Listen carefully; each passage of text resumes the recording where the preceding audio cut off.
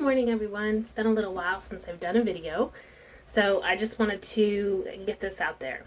So a few months ago, I told all of you that we were working on a case and we had a dangerous offender that was on the inside of an organization. In fact, he was starting to take leadership roles, and this made everybody in the place feel unsafe, and many people left this organization.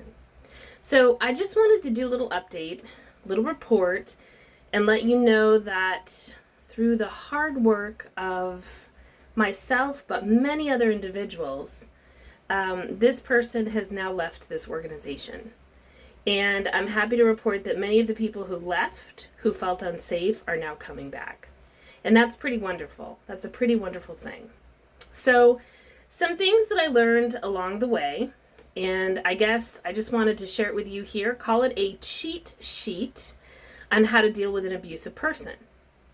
So number one is exert pressure from outside sources to make things very uncomfortable for the abusive person. So one of the main things that we know in forensic psychology helps with this is that this person must be watched. They must be watched, and they must be watched by people who are official and people who can actually, sort of make trouble for them. In other words, if they've already been to jail, watched by someone who could help put them back there if they reoffended. That's number one. Now, how do you do this? Well, I'll tell you how I do this. I do a lot of research and I beat down a lot of doors. I'm on the internet and I'm looking for people to help. There are always people who can help. And you should never be afraid to reach out to them and contact them through social media or give them a call and leave them a message. In some cases, maybe you can even hire them. I had a gentleman who helped me with this case. He is very credible, and he only charged me a very small amount for his help, which I really appreciated. Doing a consultancy that is largely pro bono, I don't have a lot of funds at my disposal to work on these cases. So I've considered becoming a nonprofit and maybe doing some fundraising, but for now we're just going to continue to not be a nonprofit, to accept gifts from people who want to help abuse victims, and we're still we're not making any money, but at least we're able to help people with gifts from others, and that's very much appreciated. So exert pressure from the outside.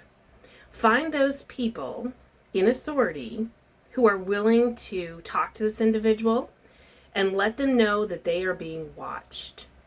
Let them know that what they're doing is not going unseen, and that people on the outside of the situation are aware of their abusive techniques.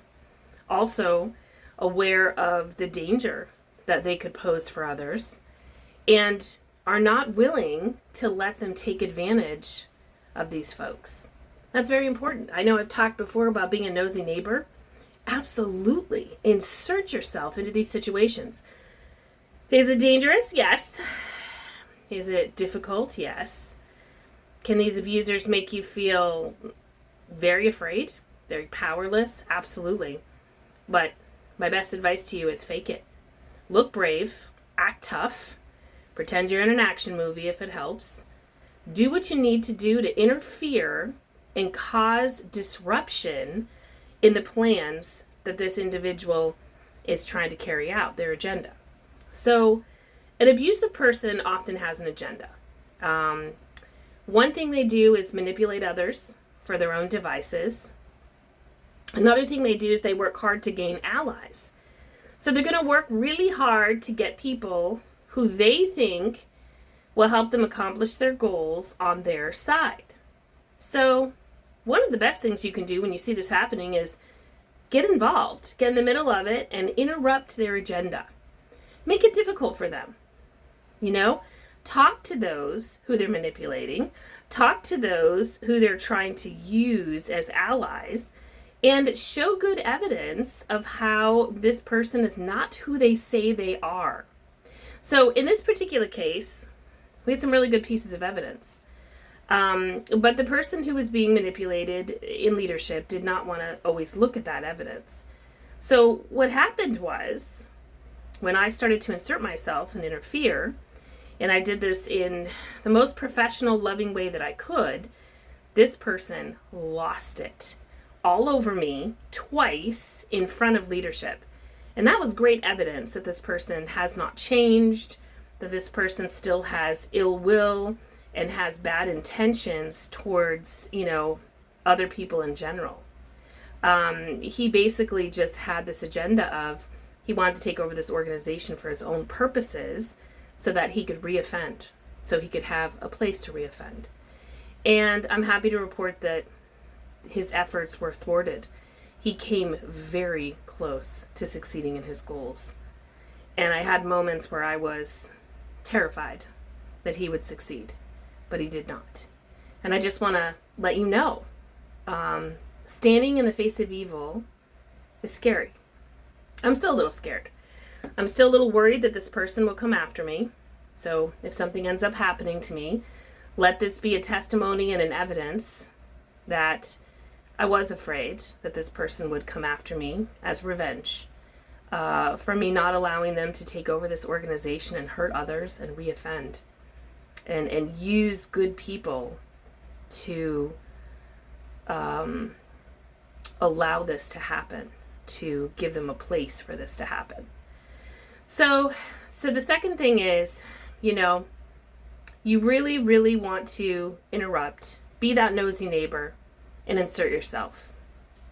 Don't be afraid to do that. And again, this kind of work is not for the faint of heart. It's not for everybody. There are many days where I say, Lord, why can't I just go back to being a kindergarten teacher or barefoot and pregnant and at home with my kids and just have my lovely, idyllic life? Why do I have to be this person who does these things? And God's answer is always very loud, almost deafening. You know what he says? He says, because you can do this, daughter. You can stand up to evil.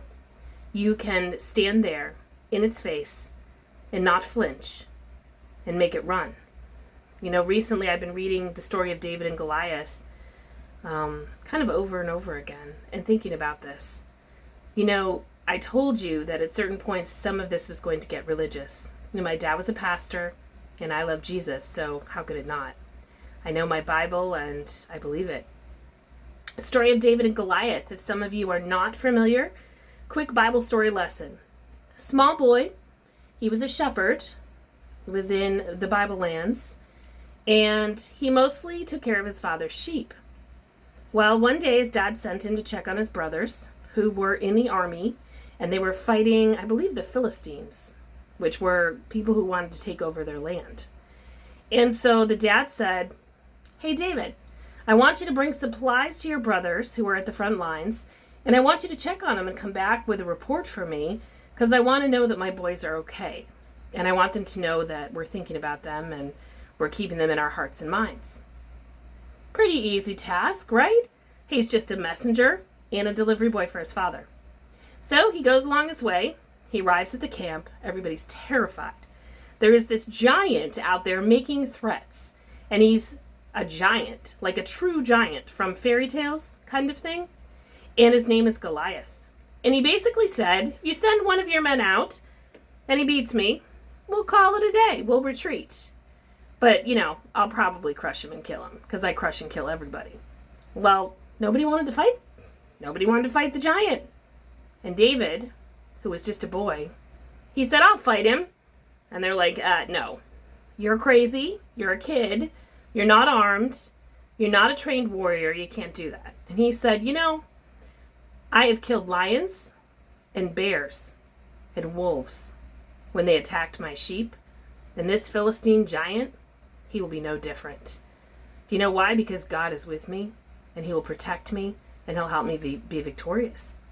So the end of the story is, after much convincing and cajoling, he goes out there with only a slingshot and some pebbles that he took from the river. And he killed that giant.